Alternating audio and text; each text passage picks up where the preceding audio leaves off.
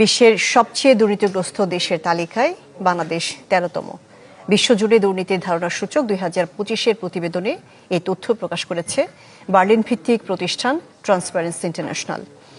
এতে বলা হয়েছে, দুর্নীতির লাগাম টানতে ব্যর্থ হয়েছে অন্তর্বর্তী সরকার।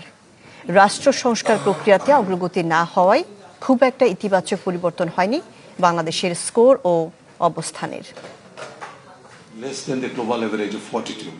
অন্তর্বর্তী সরকারের অন্যতম এজেন্ডা ছিল সংস্কার আর সুশাসন, কিন্তু টিআইবি বলছে ২০২৪ সালের ৫ আগস্ট থেকে একচেটিয়া দখলবাজির পরিবর্তে হয়েছে বহুমাত্রিক।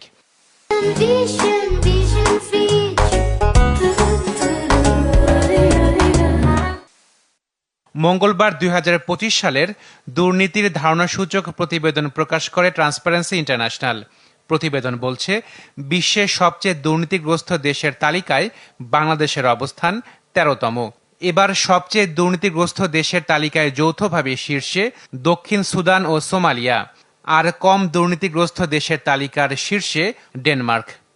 বাংলাদেশের এবারের স্কোর ১০০-র মধ্যে ২৪, যেটি গতবারের তুলনায় স্পেসিফিক স্কোর হিসাবে ১ পয়েন্ট বেশি। গতবার ২৩ ছিল, ২৪ আমরা পেয়েছি।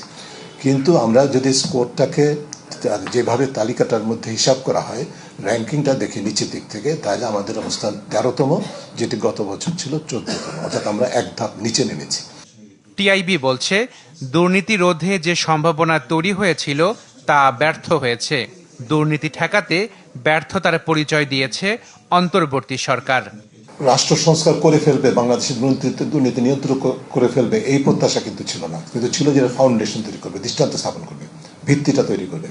সেখানে অন্তর্বর্তী সরকার অবশ্যই ব্যর্থতার পরিচয় দিয়েছে। এক।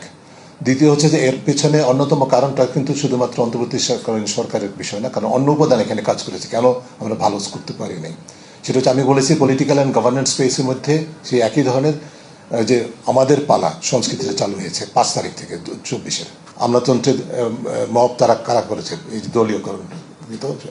সো সরকারের সাথে, অন্তর্বর্তী সরকারের ব্যর্থতার সাথে যুক্ত হয়েছে রাজনৈতিক দলগুলোর যে পুরনো সংস্কৃতিতে ফিরে আসা। অন্তর্বর্তী সরকার শেষ মুহূর্তে কেন অন্য দেশের সাথে বড় বড় চুক্তি করলো, এ নিয়েও প্রশ্ন তোলে টিআইবি।